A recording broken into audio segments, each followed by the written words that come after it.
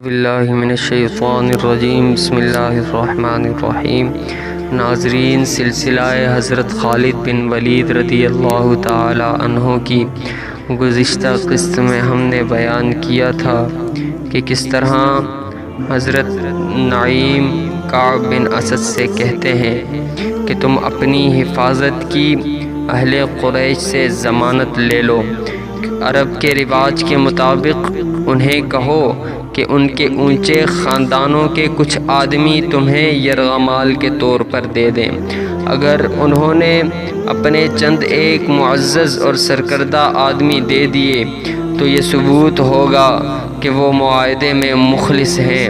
ہاں، نعیم کعب بن اسد نے کہا، میں ان سے یرغمال میں آدمی مانگوں گا۔ دوستو، اس سلسلے کی اگلی قسط بیان کر رہے ہیں۔ اللہ کریم ہمیں حق اور سچ بیان کرنے کی توفیق عطا فرمائے۔ دوستو، نعیم بن مسعود رات کے وقت پہاڑوں میں چلے جا رہے تھے۔ ان کی منزل قریش کی خیمہ گاہ تھی جو کئی میل دور تھی۔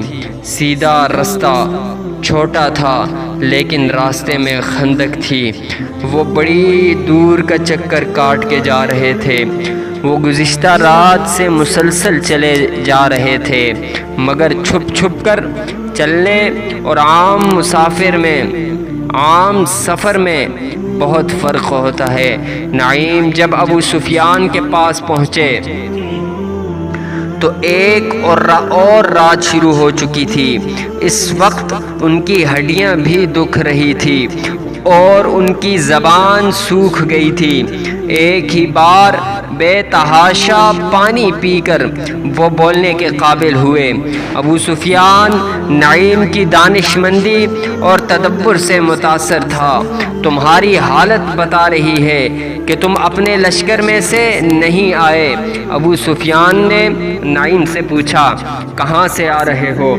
بہت دور سے، نعیم بن مسعود نے جواب دیا، جاسوسی کی ایک مہم سے آ رہا ہوں۔ تم لوگ بنو قریظہ کے ساتھ معاہدہ کر آئے ہو۔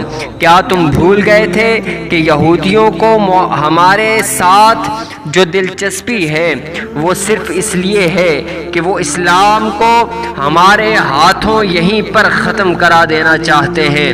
میں بنو قریظہ کے دو دوستوں سے مل آیا ہوں اور مجھے مدینے کا بھی ایک پرانا دوست مل گیا تھا۔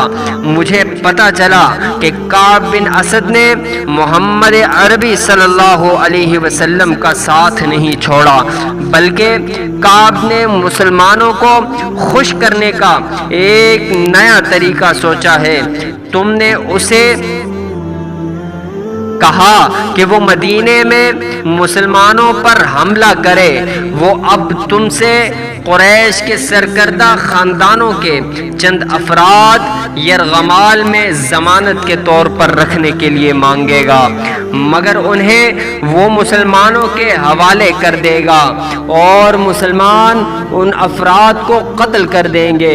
پھر یہودی مسلمانوں کے ساتھ مل جائیں گے اور دونوں ہم پر حملہ کر دیں گے۔ میں تمہیں خبردار کرنے آیا ہوں کہ یہودیوں کو یرغمال میں اپنا ایک آدمی بھی نہ دینا۔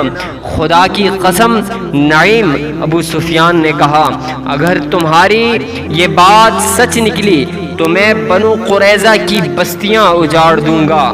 کعب بن اسد کی لاش کو میں اپنے گھوڑے کے پیچھے باندھ کر گھسیٹتا ہوا مکہ لے جاؤں گا۔ اس نے کیا سوچ کر ہمیں دھوکہ دینے کی کوشش کی ہے؟ اس کی سوچ پر ایک نے شراب اور حسین لڑکیوں کا طلسم طاری کر دیا ہے۔ نعیم بن مسعود نے کہا، کیا شراب اور عورت کسی کے دل میں خلوص اور دیانت داری رہنے دیتی ہے؟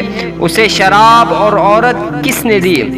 ابو سفیان نے کہا، کیا بدبخت کعب اتنی سی بات نہیں سمجھ سکا کہ میں نے اس کے ساتھ جو معاہدہ کیا ہے اس میں اس کی قوم اور اس کے مذہب کا تحفظ ہے۔